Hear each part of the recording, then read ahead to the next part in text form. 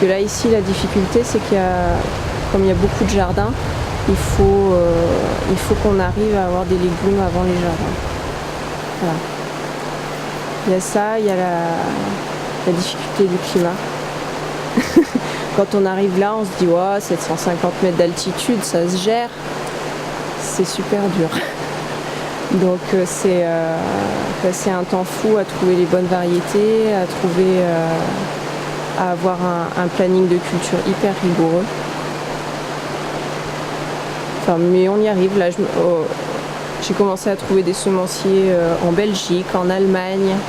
Et curieusement, il y a des variétés qui vont vachement bien quand on cherche dans les pays du Nord. C'est pareil, les melons, quand on a commencé à dire oh, on va essayer de faire des melons. Vous êtes fous, vous n'allez jamais y arriver. Si, ça vient. Ouais, il y en a là-bas au fond. Faire des pastèques et des melons en montagne dans le mont du Forez, personne n'y croit et pourtant le résultat est là. L'an dernier, on a mangé des pastèques qui étaient super bonnes. On a mangé quelques melons aussi qui étaient très très bons. Et donc cette année, on a fait un peu à plus grande échelle. Et il y a des pastèques presque bonnes à ramasser et la génération suivante. Donc ça c'est une variété de melons aussi.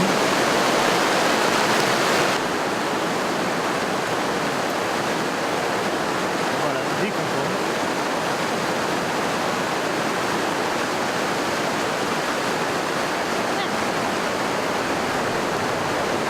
Voilà, donc là on a des aubergines qui sont déjà bonnes à ramasser. Ça c'est quand même super. En train d'essayer d'apprendre à faire mes semences. Là c'est pareil, actuellement on distingue le métier de semencier et le métier de maraîcher. Et il y a vraiment un gros mur entre les deux. Et moi je trouve ça dommage. J'ai vraiment envie de maîtriser la semence. D'abord ça coûte hyper cher. Je crois que c'est un budget de plus de 1000 € par an. Et en plus, si j'arrive à maîtriser ça, ça veut dire que j'arrive à adapter mes variétés au climat, au terrain. Sur de la tomate, par exemple, moi je fais de la sélection tous les ans. Alors que si je prends mes variétés chez un semencier, eux ils font une sélection tous les 10 ans et après ils ne font que de la multiplication.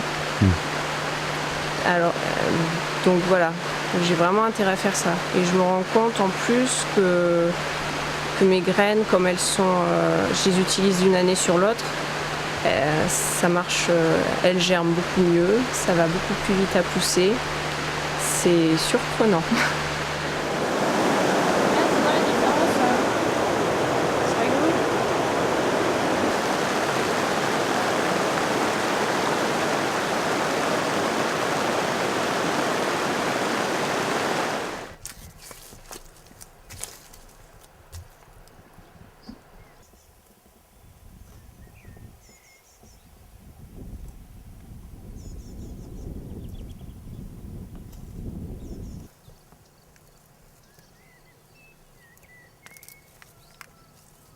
Bon, au milieu, ça va.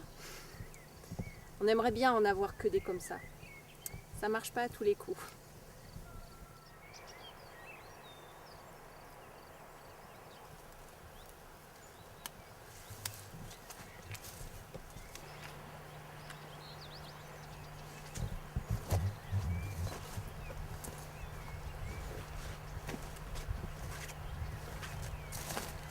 C'est chouette, ça participe à faire un beau marché. Ambert, c'est vraiment un très beau marché où il y a beaucoup de producteurs. La plupart, on est réunis autour de la mairie, l'ancienne à Laugrain. Et de plus en plus, il y a des gens qui viennent d'assez loin pour venir voir ce marché. Et on est assez fiers de faire partie de ce marché-là, d'être pas loin pour y aller.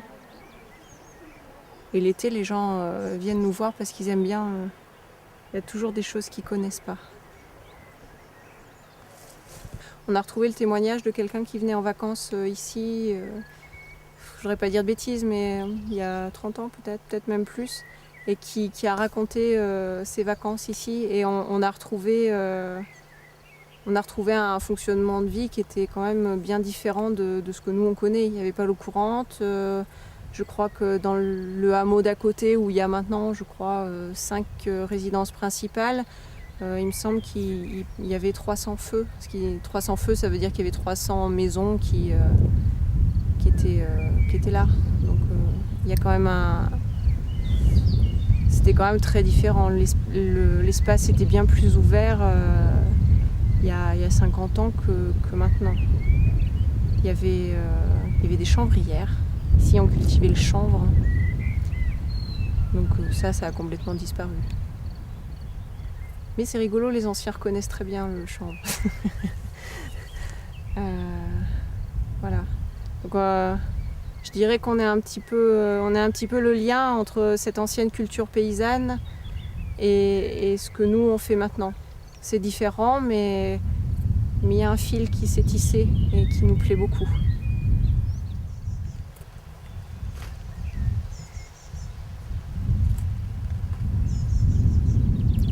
On se dit qu'on a fait une partie de ce qu'on espérait.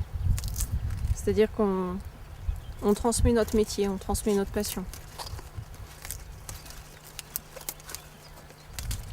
On transmet qu'il y a de la diversité, on transmet que les carottes, elles sont pas forcément oranges, elles sont jaunes, elles sont rouges, elles sont violettes, elles sont blanches. Les aubergines, elles sont pas que violettes et longues, elles sont rondes, elles peuvent ressembler à des œufs.